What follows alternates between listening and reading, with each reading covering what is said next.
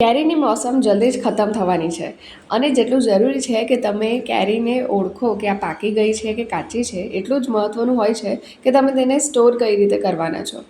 જો તમે દરરોજ મીઠી કેરીનો સ્વાદ માણવા માંગતા હોય ને, તો તેને ફ્રીજમાં કઈ રીતે મૂકવી જોઈએ એના વિશે આજે હું તમને કેટલીક ટિપ્સ શેર કરવાની છું.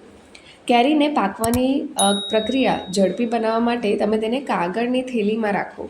તેની અંદરથી ઇથિલિન ગેસ રિલીઝ થાય છે, જે કેરીને પાકવાની જે પ્રક્રિયા હોય છે ને તેને ઝડપી બનાવશે અને તમે મીઠી કેરીનો આનંદ માણવા મળશે.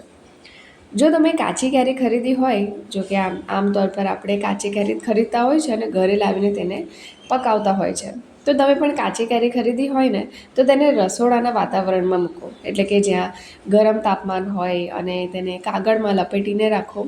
તેને ફ્રીજની અંદર ક્યારેય ના રાખવું જોઈએ, કારણ કે ફ્રીજની અંદર મૂકવાથી કાચી કેરી પાકતી નથી અને તેનો સ્વાદ પણ નથી આવતો. જો તમારી પાસે અડધી ખાધેલી કેરી હોય ને, તો તમે તેની ઉપર લીંબુનો રસ છાંટી દો, કારણ કે લીંબુમાં રહેલું સિટ્રિક એસિડ કેરીને ભૂરા રંગની થતી અટકાવશે, એટલે કે ઓક્સિડાઇઝ થવાથી બચાવશે. અને પછી તેને એરટાઇટ કન્ટેનરમાં મૂકી દો. જો તમે લાંબા સમય સુધી કેરી સાચવવા માંગતા હોય તો તેને ફ્રીઝ કરી શકો છો. એકદમ પાતળી પાતળી સ્લાઇસ કાપીને તમે તેને ફ્રીઝમાં મૂકી દો. તમે મહિનાઓ પછી પણ તેનો આનંદ માણી શકશો. કેરીનો ખુલ્લો પલ્પ, એટલે કે કેરીનો રસ ક્યાં તો પલ્પ થોડા સમયમાં ઓક્સિડાઇઝ થઈ શકે છે અને બગડી પણ શકે છે. તેથી હવાના સંપર્કમાં આવવાનું ટાળો અને તેને એરટાઇટ કન્ટેનરમાં ફ્રીઝમાં સ્ટોર કરો.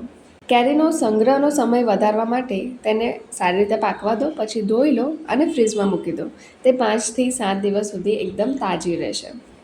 કેળા, એવોકાડો અને સફરજન જેવા પાકેલા ફળો સાથે પાકેલી કેરીને ના રાખો, કારણ કે તેની અંદરથી નીકળતા ઇથિલિન ગેસ તેમને ઝડપથી બગાડી શકે છે. તો આ વિડીયોને બધા સાથે જરૂરથી શેર કરજો. મારી ચેનલ સાથે જોડાઈ રહેજો.